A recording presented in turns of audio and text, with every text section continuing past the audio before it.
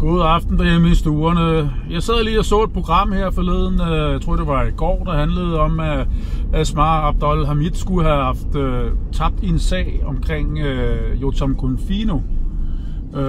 Sagen handlede vist noget lignende om, at Yotam Confino havde anlagt sag mod hende på grund af, at hun har i åbent forum spurgt et åbent spørgsmål omkring, om Yotam Confino var en påvirkningsagent. Jeg synes simpelthen, det er for langt ude, at man i dagens Danmark skal blive stillet til regnskab og endda dømt for at have en mening eller ytre sig om whatever. Er det ikke det, der er hele pointen med at have et dansk demokrati, eller bare demokrati i det hele taget, at man som borger har lov til at komme med sine ytringer?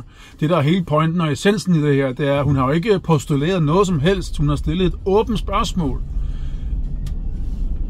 Er Yotam Confino mon en påvirkningsagent?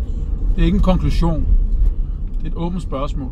Til gengæld, så har Yotam Confino rent faktisk været ude at sige, at han mener, at Asmar Abdul Hamid er en voldtægtsbenægter.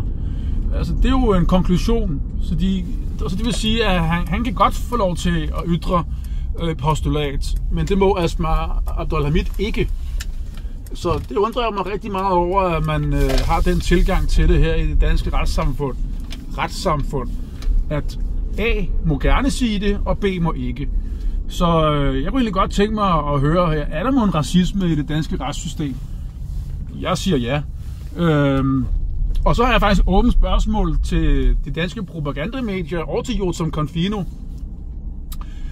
Er der egentlig eksempler på, at Yotam Confino har anlagt sag imod sådan nogen som mig, etniske danskere? Jeg siger det nu lige ud. Jeg synes, du er en propagandamaskine, og jeg synes, at du er en agent, der er sendt fra Israel. Sådan, så er det sagt. Hvorfor bliver jeg ikke stillet til ansvar? Hvorfor kommer jeg ikke i retten? Hvorfor bliver jeg ikke dømt? Er det fordi, jeg er etnisk dansk, og at Asmar Abdul Hamid, hun er af palæstinensisk baggrund? Det er lidt stof til eftertanke her til i aften. Make Denmark great again.